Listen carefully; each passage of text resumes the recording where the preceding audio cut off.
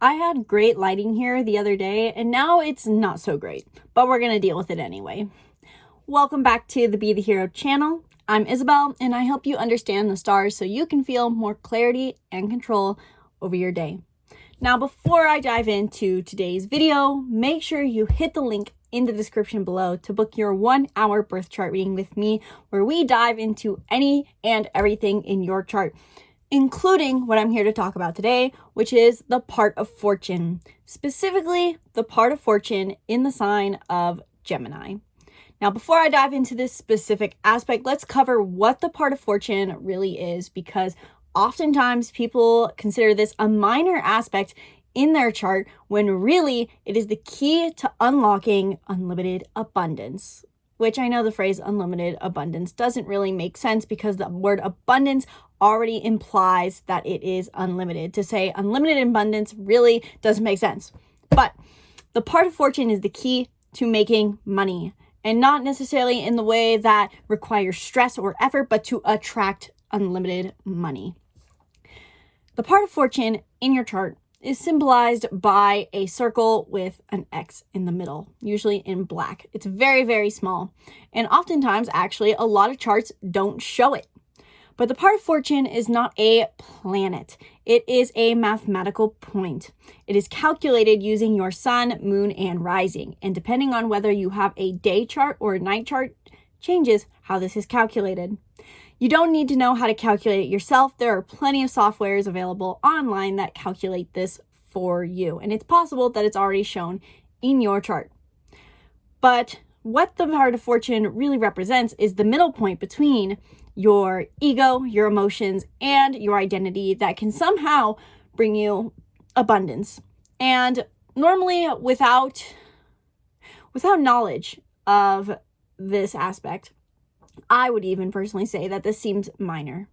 However, through experimenting with actually embracing the part of fortune aspect in myself, I have manifested quite the sum of money and continue to manifest more every day the more I tap into this aspect of myself. So I see the part of fortune as extremely impactful to looking for any sort of financial, monetary, or material gain in your reality.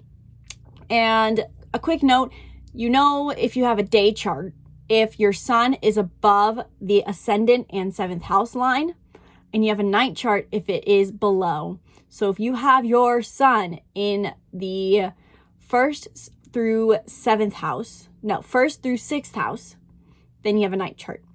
If your sun is in the 7th through 12th house, you have a day chart. So Gemini is the third archetype of the zodiac wheel, and it represents our communications and curiosity. This is the first air sign that we interact with, and this is where we take a structured foundation of reality and a drive to experience life and look at life now with more curiosity.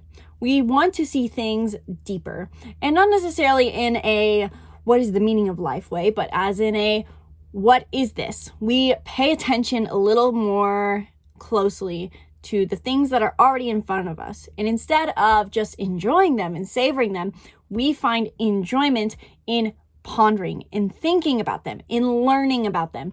Gemini is the archetype of learning. And so they have everything to do with sharing information, learning new things, and getting hands-on in life in order to pique our mental curiosity. It is a very mental sign. And with this in mind, Gemini is also extremely social. So the two main aspects I would say are described for the Gemini is social and curious, learning and social. And so what does it mean if this is our part of fortune? With a part of fortune in Gemini, you find financial material gain the more you embrace the Gemini archetype. That is what the part of fortune represents. Whatever sign the part of fortune is in shows you how you can maintain fortune or attain fortune. The house is also important, but first understanding the sign is much more necessary than understanding the house it's in. So if you have a part of fortune in Gemini, You can manifest abundance. You can find material wealth the more you engage in curiosity. Depending on the rest of your chart will dictate how well you embrace this already. But with this aspect, there's a focus for you on being curious and, to some degree, being social. Unless it's in your 12th house, then this is not true, the social aspect. But overall, Gemini represents learning, as I've said. And so if your part of fortune is here, you are here to share information and learn information. Gemini, again, plays out as social and just as learning. And so one aspect of a part of fortune in Gemini could be that you are here to share your knowledge with other people in communities and learn with others. You may have to network a lot. Gemini has a lot to do with networking. As much as that's usually associated with Aquarius, Gemini is all about being a social butterfly and sharing.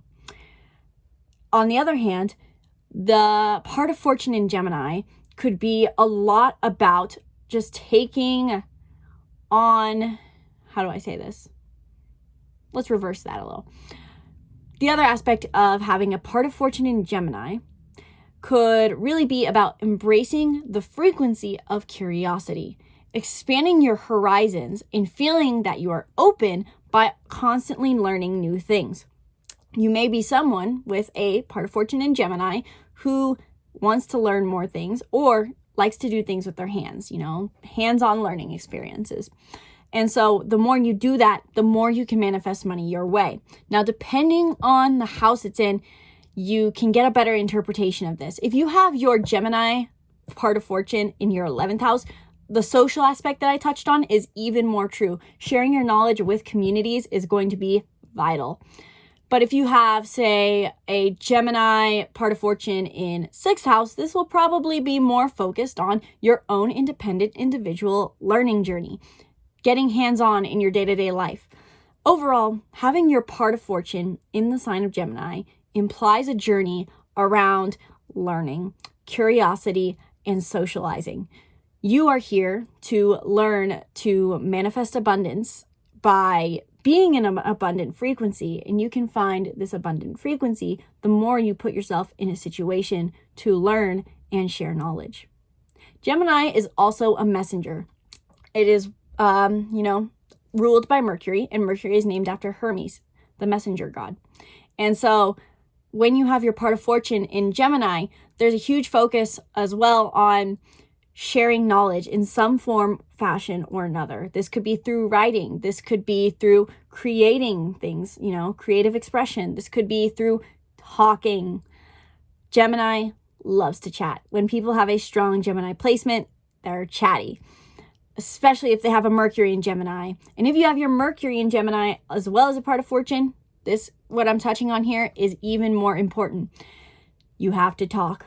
You might have to share your information in some form or another, and this can feel uncomfortable, depending on the rest of your chart. You may feel like you don't want to have to share yourselves so much with other people, but with a part of fortune in Gemini, you are here to learn and reiterate that knowledge back to the world. So there's two aspects in general to manifesting abundance, to attracting wealth. There's the feeling in which you create and how you reciprocate that back to the world. In the end, attracting money is about how you feel, but oftentimes how we act in the world can help us embrace that true frequency. And so if you have a part of fortune in Gemini, not only do you want to engage in the world with curiosity, but you probably feel that you are at your most curious and most expansive when you can share that knowledge back to people. And this can be true for other Gemini aspects with Moon in Gemini, Sun, but when it comes to manifesting money, the part of fortune in Gemini needs to share and learn. They need to share their knowledge. They need to learn new things. They need to try new things.